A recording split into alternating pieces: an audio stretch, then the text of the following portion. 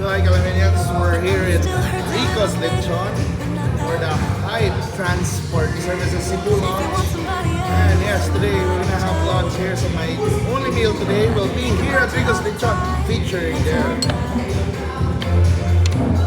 Spicy Lechon.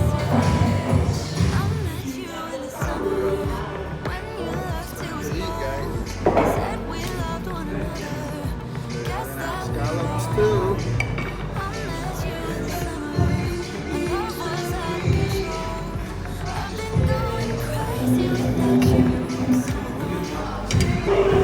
Because Lechon is really known for its spicy lechon. So Ricos also features, you also have local dishes like ngohiong and local fairs like pinakbet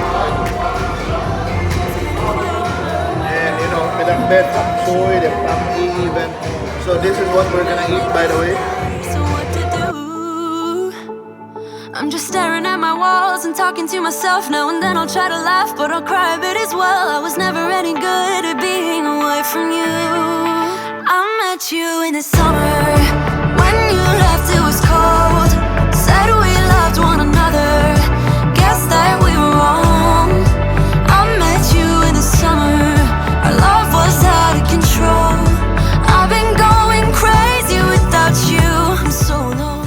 So by the way, this lunch is brought to you by Hype Transport. So it's another new option when it comes to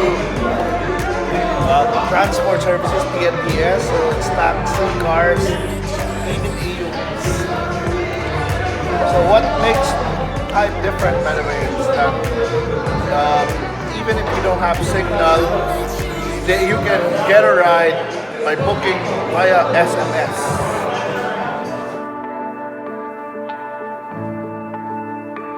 You know it still hurts a little bit, but not that much. Cause if you want somebody else, who am I to judge? I met you in the summer. When you left it was cold. Said we loved one another. Guess that we were wrong. I met you in the summer. Enjoyed my lunch at Ricos Lechon. Thank you very much, Hype Transport.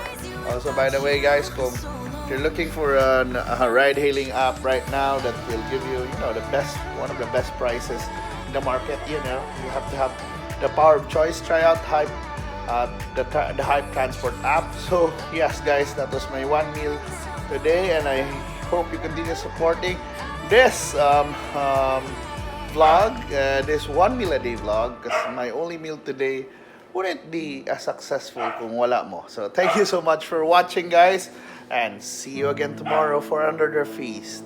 Bye.